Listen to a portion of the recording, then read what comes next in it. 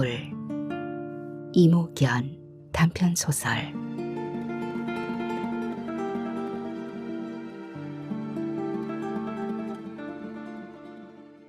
커피잔을 든 채 창가로 다가선다. 하늘이 막 비치를 마친 새벽 절마당처럼 정갈하다. 오랜만에 발화된 사랑이라는 단어 때문일까? 가늘어진 눈이 자꾸 먼 곳을 향한다. 슬그머니 입귀가 올라간다. 잔심이다. 숨을 깊이 내쉬며 중심을 내려본다. 그래도 겸양쩍을 떼면 피식 나오는 웃음 막을 수 없다. 다른 사람들은 알아채지 못했을 수도 있다. 공연히 나 홀로 이렇게 물 위에 뜬 종이배처럼 출렁이는 아침. 자꾸 접혀있던 시간이 열리려 한다. 행복이란 무엇일까요? 멘토님들은 마음이 따뜻해지고 설레는 그런 행복한 감정을 언제 느끼시나요? 독서 모임 리더의 질문에 누가 밀어내듯 빙축맞은 대답이 튀어나갔다. 사랑할 때 아닐까요? 사랑, 그 한마디가 엉뚱한 곳에 꾹 눌러달인 주름처럼 자꾸 신경이 쓰인다. 리더는 독서 모임을 잘 이끌었다. 모든 멤버에게 적당히 발언권을 주었고 주제에서 벗어난다 싶으면 다시 끌어들이는 재주도 있었다. 멤버들은 모임이 끝날 때마다 아쉬워했다. 아직 할 말이 남았는데 어느새 2시간이 가버렸다고. 멤버들이 근황을 주고받는 것으로 가볍게 몸을 푼 모임은 리더의 조율에 따라 자연스레 2주에 걸쳐 읽은 책의 감상을 말하는 것으로 이어졌다. 책에서 받은 감명 깊은 구절을 말하기도 하고 책과 관련된 자신의 에피소드를 곁들이며 앞으로 나아갈 방향을 제시하기도 했다. 뭐랄까, 주춧돌처럼 반듯한 사람들이었다. 잘 다듬어진 기둥들처럼 세상을 잘 지켜낼 것 같은 이들이었다. 이들의 이야기를 듣다 보면 오래 산 내가 정화되는 기분이었다. 찌든 얼룩이 조금은 벗겨지고 정갈해지는 느낌이었다. 내가 딛고 있는 땅이 단단해졌다. 멘토라는 이름에 값을 하는 멤버들이었다. 행복이란 무엇일까요? 리더가 던진 질문은 오늘의 모임을 마무리하려는 것이었다. 이번 주에 읽었던 정재승의 12발자국에서 저자는 기쁨이나 쾌락, 행복은 기대감에서 온다고 했다. 책을 읽으면서 뭔가 미진함을 느낀 부분이었다. 생존 본능에 해당하는 호흡, 심장 박동, 체온 조절 등을 조절하는 뇌가는 이미 파충류부터 발달했던 기관이고 기쁨이나 행복 같은 감정을 느끼는 뇌는 포유류에서 발달한 영역이라고 한다.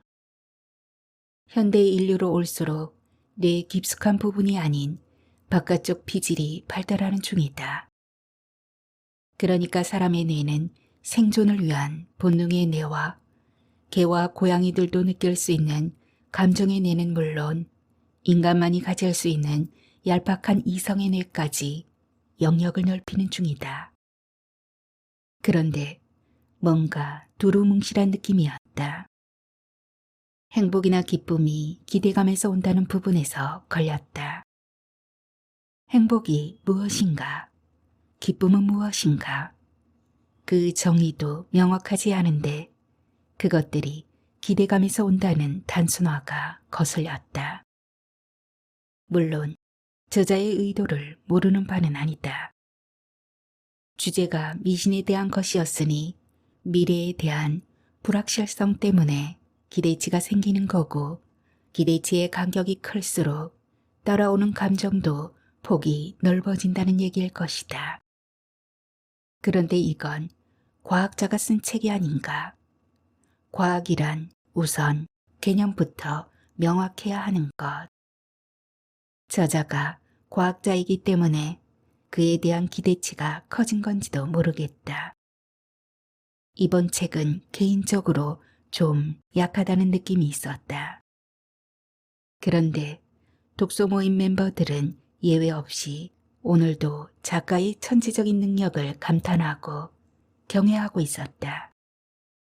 그 책에 경도된 마음은 독서 모임 내내 진지함으로 이어졌다.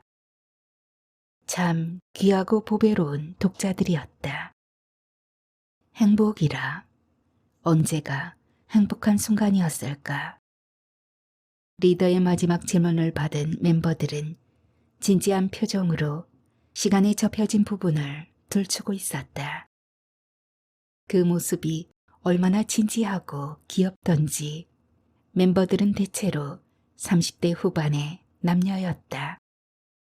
같은 지역을 중심으로 만들었던 모임인데 코로나로 인해 비대면으로 전환하여 운영하고 있었다.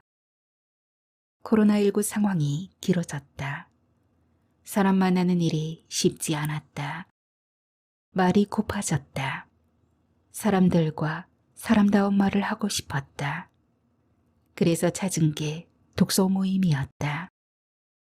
인터넷으로 독서 모임을 검색했다.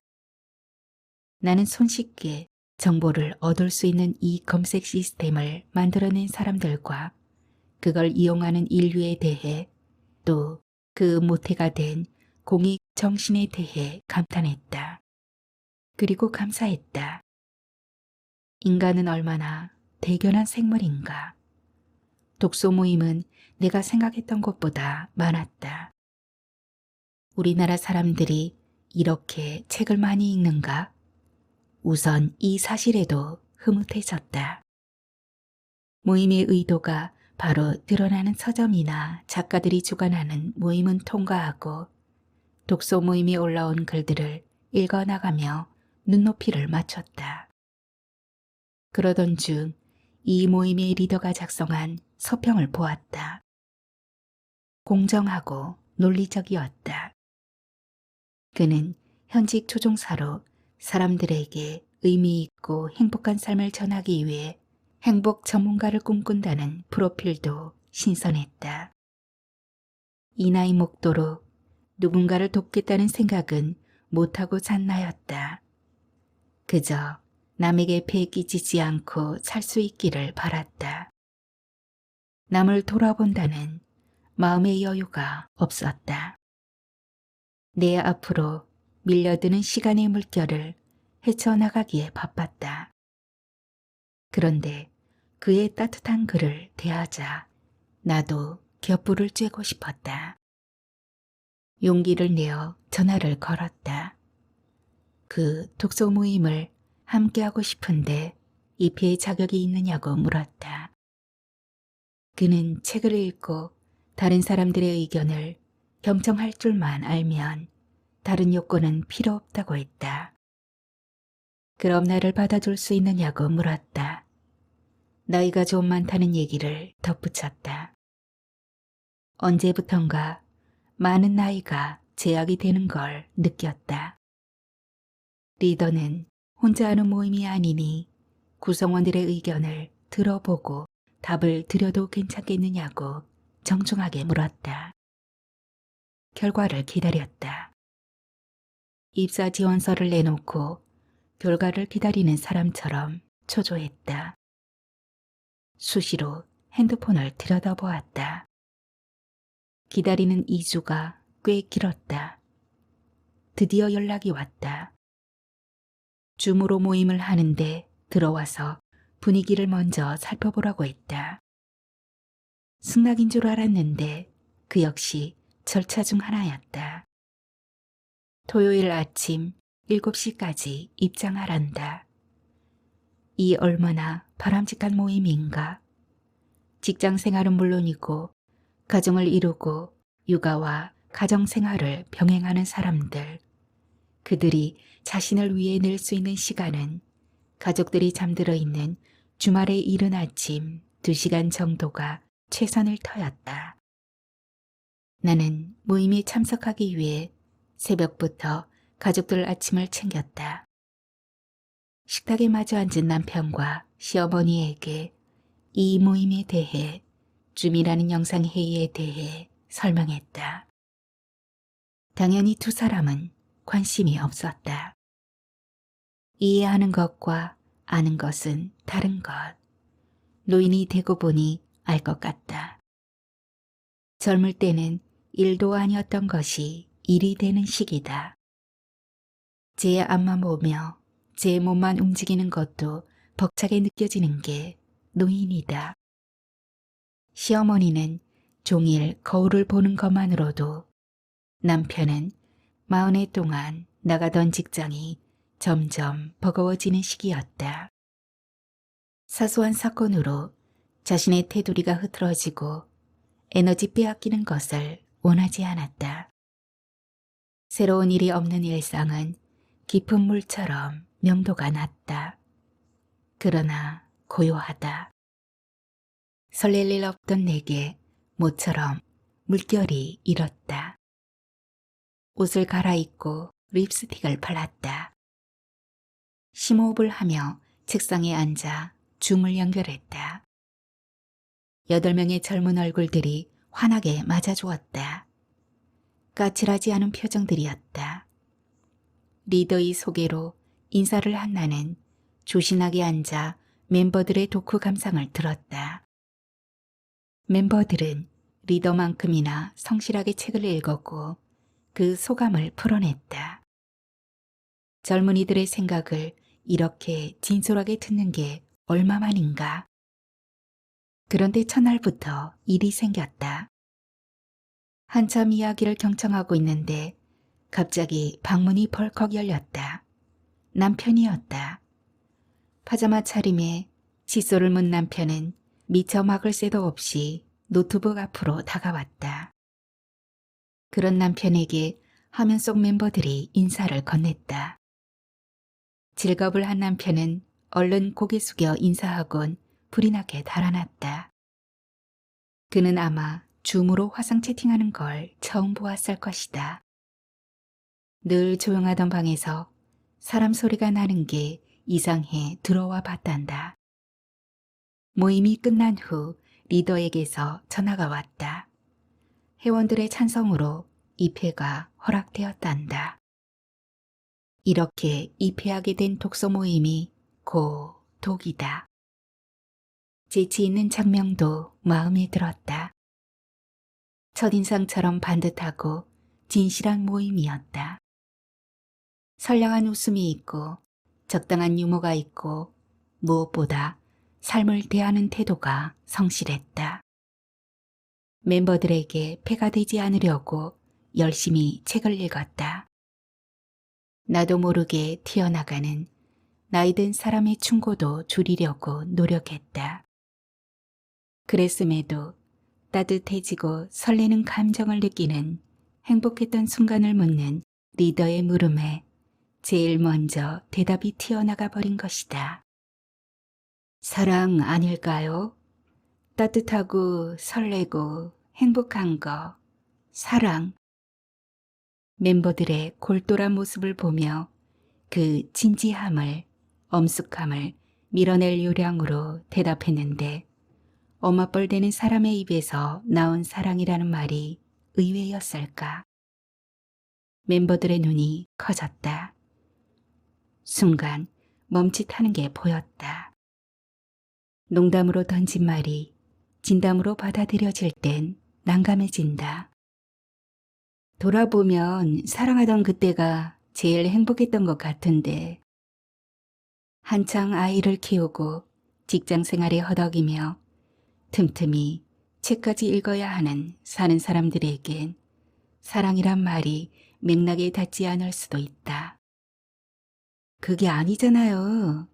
되묻는 기색이 역력했다. 그냥 농담 한번 해봤습니다. 손까지 내젓는 내 모습에 화면 속의 얼굴들이 어색한 웃음을 지었다. 성실한 답변을 요구하던 리더도 충격이었으리라. 그 뒤 다른 멤버들이 행복에 대해 어떤 이야기를 했는지는 기억이 없다. 괜한 소리를 했다는 부끄러운 감정이 자꾸 치밀었다. 그 어색한 국면을 바꾸기 위해 얼렁뚱땅 마음속에 있던 질문을 던졌다. 그런데 애플사이 로고는 왜 한 입 베어먹은 사과일까요? 스티브 잡스 책에도 그 이유가 나와 있지 않은 것 같은데 혹시 아는 분 계세요? 멤버들의 눈빛이 다시 초롱해졌다. 진지한 분위기로 돌아왔다. 한 번도 생각해보지 않았다며 자신의 아이폰 뒷면을 보여준 멘토는 현역 국군 장교였고 스티브 잡스 책에는 그 이유가 나오지 않았다고 확인해 준 사람은 의료계에 영업일을 한다는 동욱 멘토였다. 미국 아틀란타에 있는 호텔 숙소에서 주물 연결에 참석한 또 다른 멘토가 의견을 말했다. 근대 과학의 창시자라 할 뉴턴의 상징인 사과를 이제 양자역학이 한이 베어문 건 아닐까요? 리더의 동료이기도 했다. 젊은이들의 순발력과 모범적인 분위기에서 모임은 화기애애하게 끝났다. 이번엔 지난번처럼 남편이나 시어머니가 들어오지도 않았다. 첫날 실수를 한 남편은 어머니에게도 들어가지 말라고 주의를 주었다. 그러나 어머니는 모임 내내 내 방에 들어오고 싶어 했다. 눈썹을 새까맣게 그리고 입술을 빨갛게 칠한 어머니는 아직도 궁금한 게 많다. 방에서 들리는 소리를 그냥 지나치지 못했다. 분위기를 방해하지 않으려고 나는 어머니를 침대에 걸터 앉아 계시게 했다. 그런데 노트북을 유심히 보던 어머니가 아이고, 저기에 우리 손녀가 나오네 하며 화면으로 달려들었다. 멤버 중 하나가 우리 딸과 이미지가 비슷하긴 했다. 모두들 웃으며 안녕하세요 인사를 하자 어머니는 놀라서 뒤로 한 발 물러섰다. 아가, 너 왜 거기 들어있냐? 어머니를 겨우 달래내보낸 후 자연스레 약간의 침입기가 있는 94세 어머니와 함께 살고 있다는 집안 상황을 설명했다.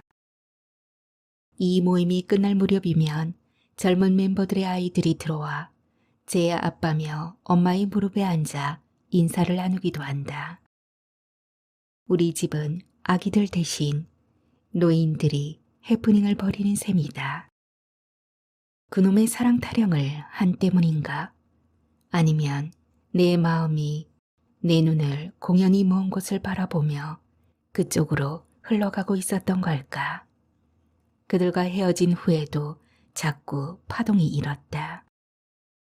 마음이 따뜻해지고 설레던 순간 리더가 행복이라고 말하는 감정을 나는 왜 사랑으로 읽었을까? 무엇 때문에 시간의 솔기가 터진 걸까? 왜 자꾸 접혀있던 시접 속 사랑이 나오려는 걸까? 우리 몸은 시간과 중력을 거슬러 오를 수 없는 존재이다. 그래서 그 한계를 극복하기 위해 행복이니 사랑이니 하는 감정이 생긴 건 아닐까? 영화 인터스텔라 속에도 사랑을 인간이 만든 건 아니지만 관찰이 가능한 것이라고 했다. 물리적으로 중력을 거스를 순 없지만 추억하는 시간만큼 중력을 무시할 수 있으니까. 그래서 중력을 뛰어넘을 강력한 염력을 동원 아버지의 사랑을 얘기하고 죽은 아내를, 연인을 소환하는 건지도 모른다. 식은 커피잔을 들고 먼 하늘을 오래 바라보았다. 사랑, 행복이라 불려도 좋았을 오래전 시간이 밀려왔다. 시간의 중력에 꾹 눌려있을 그때 그 장면. 어딘가에 남아있을 그 흔적을 찾아 서재로 들어갔다. 누군내를 풍기는 빛바랜 책 사이를 뒤적였다.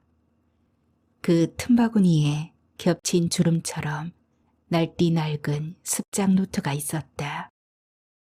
파란색 볼펜으로 써내려간 글자가 습기에 번져 아른거렸다. 오래된 사진처럼 민망하고 촌스럽지만 젊고 풋풋했던 그 시절이 성큼 다가왔다. 잔심이라고 쓴 제목에 그 시절 애잔했던 감정이 살아나왔다. 잔심. 햇살이 깨진 거울처럼 반짝거린다. 오랜만에 나온 햇살은 무릎 높이로 쌓인 눈을 무대 삼아 마음껏 조명을 비추고 있다. 서로 쏘아대는 레이저 빛의 산란, 법당 앞 목련 가지 끝에 매달린 살찐 물방울이 추락을 두려워하듯 머뭇거린다. 홀로 예불을 드리고 나오던 나는 법당문에 기대선 채 눈을 가늘게 뜨고 그 물방울이 자라는 모습을 바라보았다. 물방울의 윤회는 짧다. 자라난 물방울이 몸을 떨군다. 그리고 기다렸다는 듯 그 자리에 물이 들어찬다. 몸을 부풀린 물은 금방 살이 오르고 또 떨어져 내리고 왜 다른 지점이 아닌 그 자리로 물이 모이는 걸까? 미리 나 있는 길을 따라가는 게 쉽다는 걸 물길도 아는 것인가? 아직 길을 만들지 못한 나의 삶, 정확한 궤도를 모르는 나의 길, 나의 기도, 나의 수행도 저렇게 차오르는 물처럼 언젠가는 길을 만들까? 업을 쌓을 틈 없이 금세 커지는 물방울이라 그런가? 속까지 투명하고 영롱하다. 그렇게 맑게 고여다지는 물방울이 그들의 짧은 한사리가 몹시 부럽다. 문득 당신의 소리가 들린다. 그 자리로 물이 흘러들어 모이는 것이 업 아닐까요?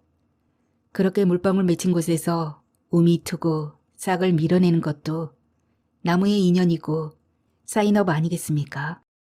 또 그들의 입장에서 보면 그 한사리가 과연 짧고 맑기만 할까요?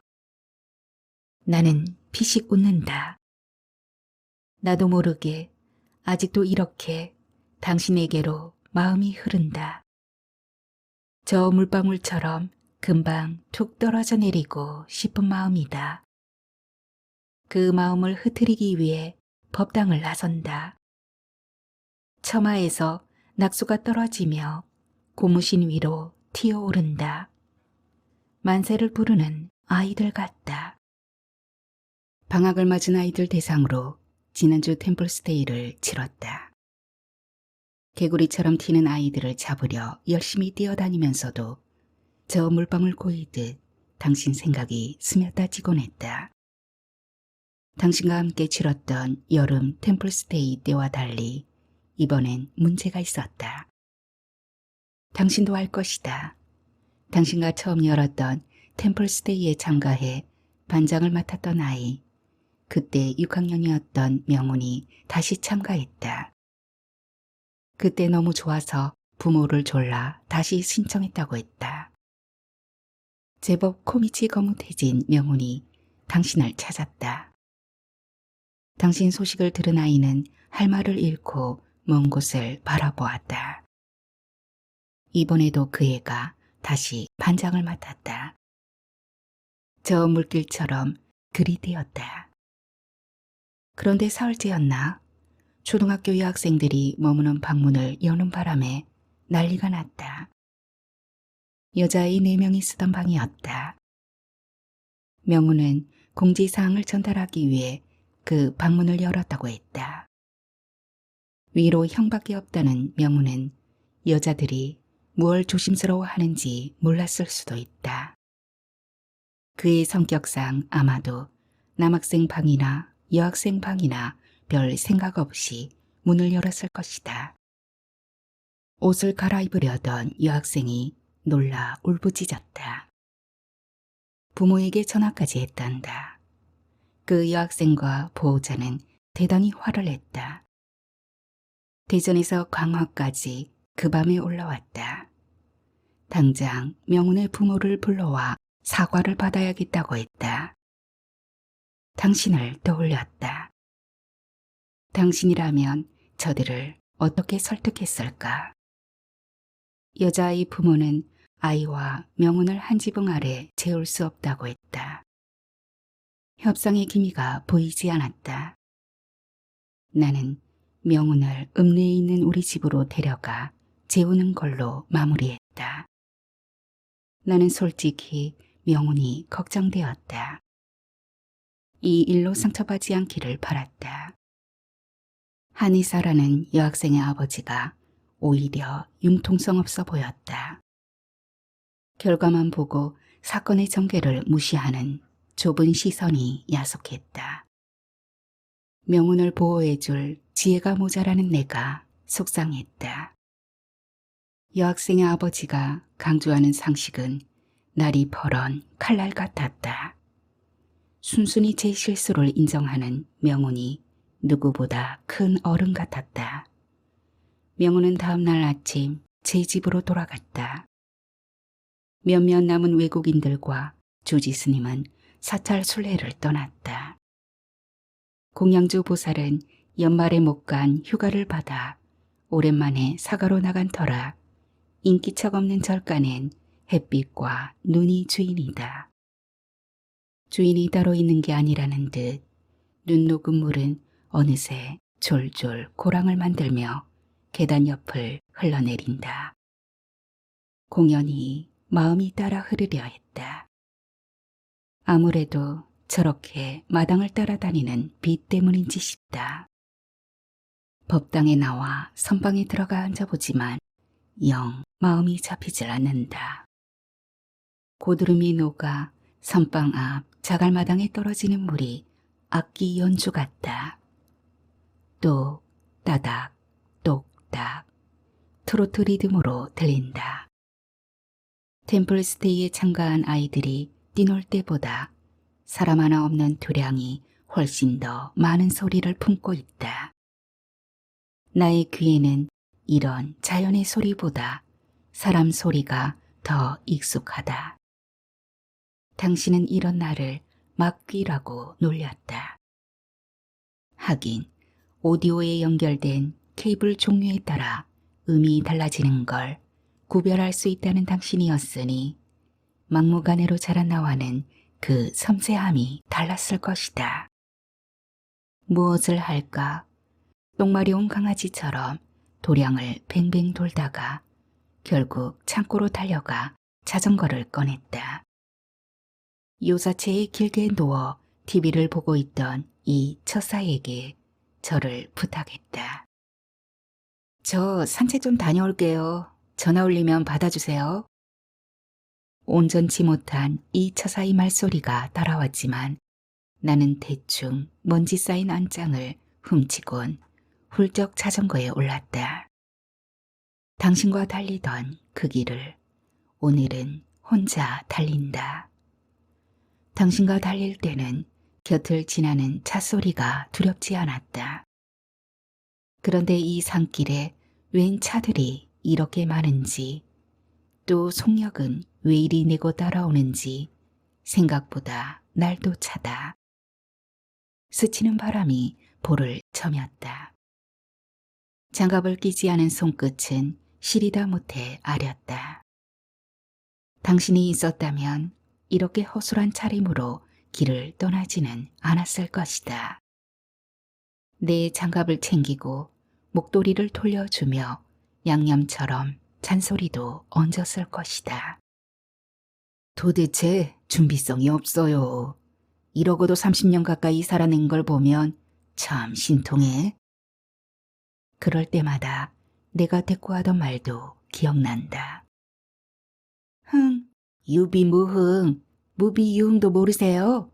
너무 완벽하게 준비를 갖추면 사는 재미가 없다고요. 준비가 없어야 이렇게 느닷없는 재미거리가 생긴답니다. 이 말에 당신은 못 말린다는 듯 웃었는데 준비성 많은 당신이 가고 나자 재미도 따라가 버렸다. 단단히 얼어붙었던 눈들이 한나절 햇살에 녹아 질척거린다. 한평생을 동동거리다 땅의 부름에 쓰러지는 생명과 같다. 눈 녹은 물이 자전거 바퀴를 타고 튀어오른다. 당신이 입던 회색 트레이닝의 바지가랑이가 검게 변했다. 항암제를 투여하면서 머리카락이 빠진 당신을 보며 사람들은 스님이라 불렀다. 당신은 스님 소리를 몹시 계면쩍어했다. 아직 스님 자격도 없는 사람에게 그런 소리가 가당키나 하냐고. 옷은 주인에 따라 분위기가 달라졌다. 껑충했던 당신 몸에선 가지런히 펴지며 때깔이 살던 트레이닝복이 작고 통통한 내 다리 아래선 풍성하게 주름을 접으며 몸빼가 되었다. 머리카락이 빠진 당신의 작은 머리를 감싸던 검은 줄무늬 모자는 내 단발머리를 또 다른 몸으로 받아 새 삶을 살고 있다. 물방울은 물방울대로, 겉모습은 겉모습대로, 마음은 마음대로 그렇게 길을 찾아 흐르는 것. 이게 중생의 윤회라고 하는 건 아닐까.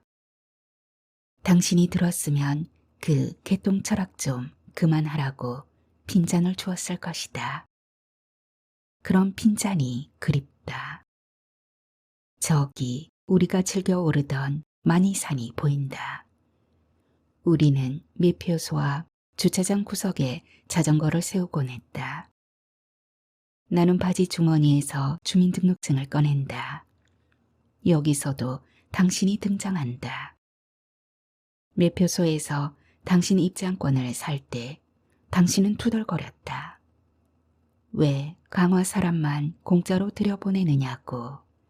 난 단골인데 할인도 안 해주느냐고. 낯을 익힌 직원이 그냥 들어가라고 하자 기뻐하던 당신의 모습이 생생하다. 1,500원이 아니라 1,500만 원어치 선물을 받은 것처럼 신나하던 당신이었다. 오늘 매표 창구의 직원은 낯선 사람이다. 당신과 함께 이곳에 마지막으로 온 것이 지난해 가을이니 길다면 긴 세월인가. 내 주민등록증을 자세히 살펴보고 그냥 들어가라고 한다.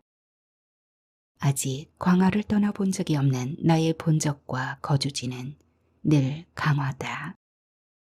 하지만 겉모습만 보고 지역 사람임을 알아볼 수는 없을 것이다.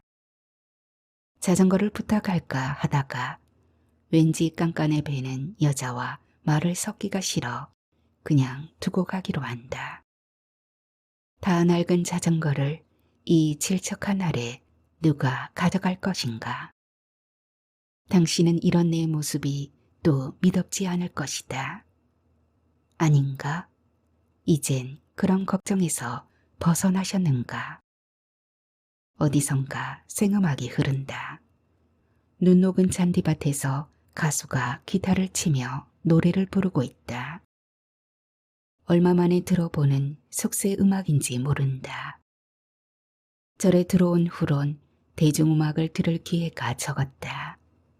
소아 혈액암 환자를 돕기 위한 자선음악회라고 적혀 있다. 당신이 보았다면 무척 좋아했을 텐데. 마침 주머니에 있던 1,000원짜리 2장을 모금함에 넣는다. 고맙습니다. 손이 곱은지 손을 불고 있던 가수가 인사를 한다. 공연이 쑥스러워져서 노래도 못 듣고 걸음을 재촉한다. 연신 고맙습니다. 인사말이 들리는 걸 보면 오가는 손들이 모금함에 성금을 넣는 모양이다. 이런 걸 보았다면 당신은 참 따뜻한 세상이라며 좋아했을 것이다. 걸음이 가벼워진다. 당신이 온전히 내 곁에 있는 것 같다. 이렇게 오면 되는 것을 그동안 왜 그렇게 망설였을까? 나 홀로 다니는 게 미안했다. 나 혼자 살아있는 게 미안했다. 실은 그게 당신이 원하는 건 아닐 텐데, 아닌가? 그냥 훌쩍 떠나면 될 걸 뭔 이유를 그리 대느냐고요? 제가 은근히 소심하잖아요. 당신이 옆에 있는 것처럼 혼잣말을 하며 산을 오른다.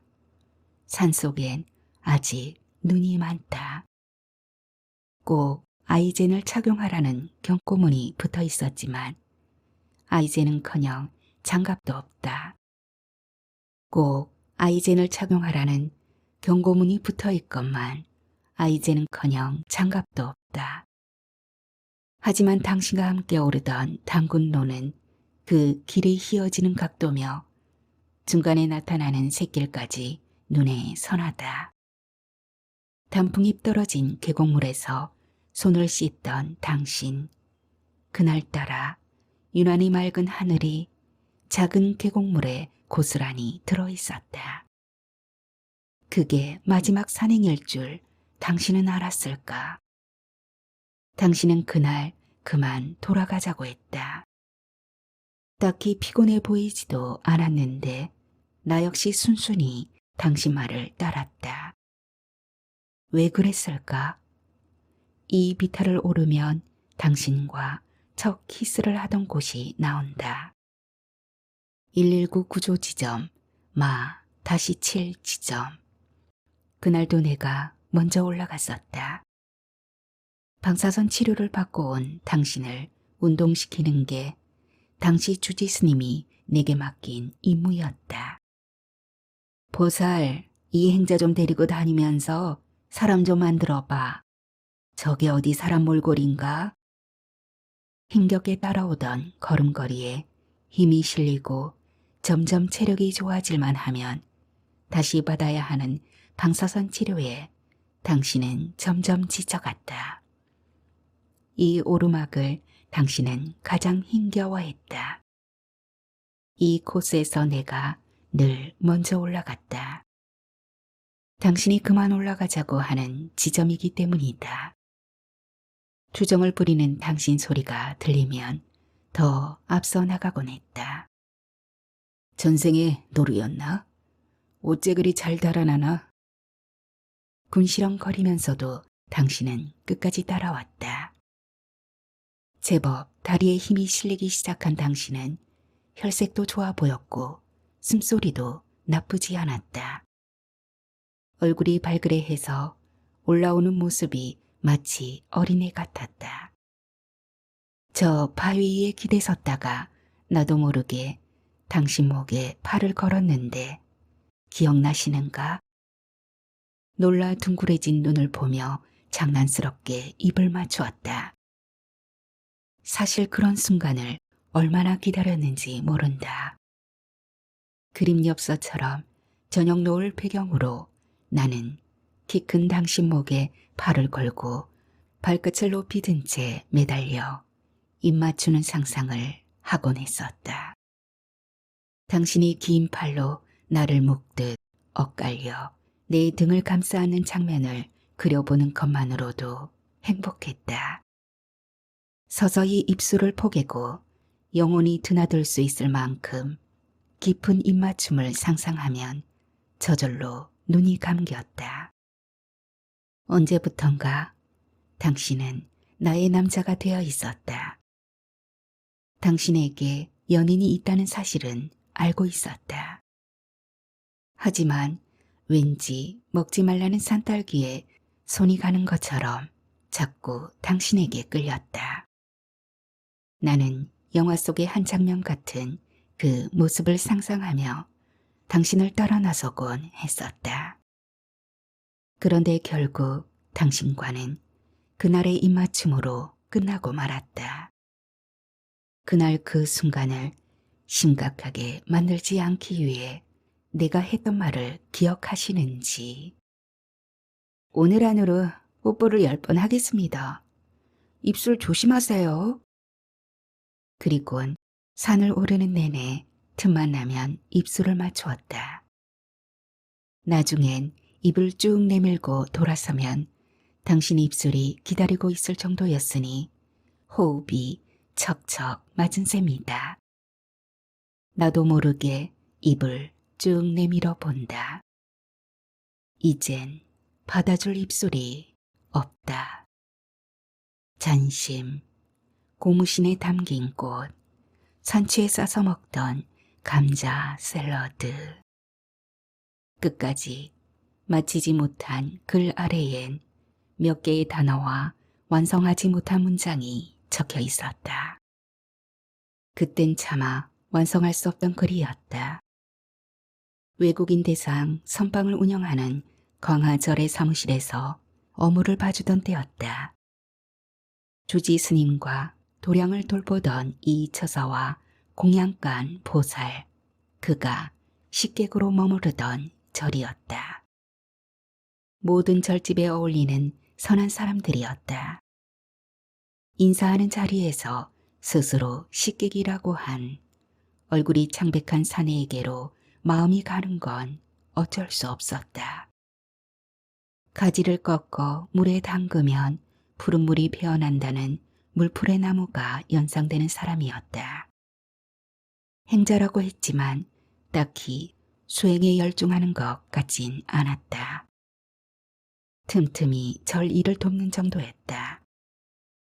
나중에 알고 보니 암이 재발해서 절에 휴양차 와 있다고 했다. 그는 나를 연화보살이라 불렀다. 그는 주로 사무실에서 나와 함께 일을 했다. 신도 명부를 작성하고 초하루 보름 행사를 알리고 방문자들에게 인등 접수와 기도 접수를 받아 기록했다. 절집의 초보였던 나는 그해 초파일에 등 접수를 받느라 진땀을 뺐다. 그의 도움이 없었으면 애를 먹었을 것이다. 그리고 그해 여름 우리는 처음 템플스테이를 열었다. 그때 많은 기력을 소모해서일까 점점 몸이 말라가던 그는 그해 늦여름 골수로 전이된 암을 다시 제거해야 했다. 그에게는 연인이 있었다. 그처럼 음악을 한다고 했다. 겉모습은 수수해 보였다. 화려한 음악보다는 절집 옷이 잘 어울리는 여인이었다. 첫눈에 착한 여인으로 보였다. 그는 자신의 병 때문에 그녀를 멀리하는 눈치였다.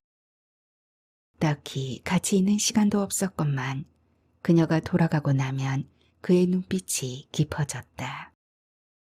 먼 곳을 바라보는 눈에 초점이 맺히지 않았다. 그 짠한 마음이 느껴져 뭘 그리 생각하세요? 물었을 때 그는 살짝 입술을 떼어 말했다. 전심, 잔심이라고 했다. 잔심? 그게 뭐예요? 그는 나를 아이 보듯 했다. 우리 연화보살이 알려나? 화살이 날아가고 난 뒤 활줄에 남아있는 떨림 같은 거, 그걸 잔심이라고 해요. 저 사람이 가고 나면 나는 그 잔심을 보죠. 화살을 당겨보진 않았지만 화살 떠난 활줄의 연한 떨림은 이해할 것 같았다. 연인에 대한 최고의 신뢰, 어떻게 하면 저렇게 사람의 잔심을 볼 수 있을까? 은근히 질투가 일었다. 그녀가 오면 모두가 좋아했다. 공양간 보살은 일손을 덜어 좋아했고 주지 스님은 색다른 음식을 먹을 수 있다고 좋아했다. 같은 재료를 가지고 만들건만 그녀가 만든 음식은 달랐다.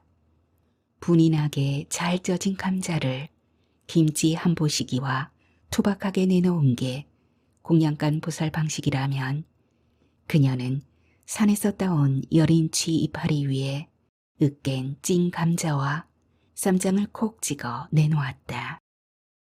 산에 취나물이 많아서 나지막한 말투에서 여운이 느껴졌다. 취 이파리에 싸먹는 감자 샐러드는 별미였다. 공양주 보살이 나박나박 썰어내놓은 동치미 국물에 마당에 핀 노란 쓴박이 하얀 냉이꽃을 따다 뿌리는 그녀는 음식으로 시를 쓰는 것 같았다.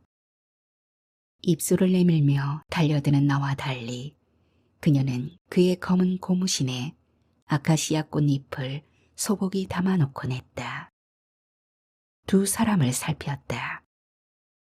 단둘이 산책 한번 나가지 않는데도 그 둘의 마음이 어우러져 절간을 떠도는 게 보였다. 나는 그녀가 있으면 공연히 그에게 심술을 부리곤 했다. 그의 마지막을 지킨 건 그녀였다. 지난 가을에 떠난 그는 절로 돌아오지 못했다. 온몸으로 번진 암세포를 이겨내지 못하고 세상을 떠났다.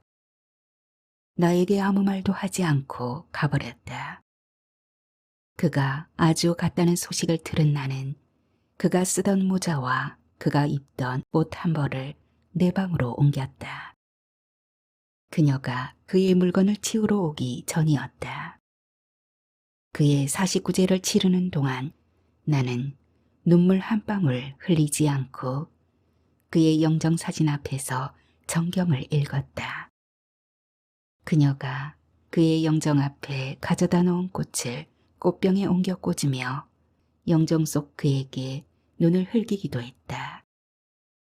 점점 시드는 꽃을 보며 어서 그녀가 새로운 꽃을 가져오길 기다리는 마음도 있었다. 그녀는 일주일에 한 번씩 꽃을 들고 그를 찾아왔다. 마지막 49제를 치른 후 그녀는 내게 고맙다고 했다. 그 사람 마지막이 보살님 덕분에 환했어요. 행복해 보였답니다. 고마워요. 아무도 내 마음을 모른다고 생각했었다. 그와 함께 산에 오를 때 나는 즐거웠다. 단지 말벗 없는 산속 생활 때문만은 아니었을 것이다. 절에 머물던 시간이 지루한 줄 몰랐다. 새벽 예불에 참석하고 함께 앉아 참선하는 시간이 좋았다. 참선이 끝나고 주지 스님과 셋이 포행하는 시간도 좋았고 주지 스님 없이 그와 둘이 걷는 시간은 더욱 좋았다. 저러다가 보살도 출가하는 거 아니야? 새벽 예불에 빠지지 않는 나를 보며 공양간 보살이 놀리는 소리가 싫지 않았다. 어떤 마음이 나를 들뜨게 하는 건지 헤아릴 겨를 없이 출가도 생각했었다. 그러나 그가 가고 나자 절 생활이 삭막해졌다. 그날 자전거를 타고 많이 산을 다녀온 후 나는 절을 나왔다. 아직 잘 모르겠다. 이렇게 가벼운 것에 사랑이라는 이름을 붙여도 되는지.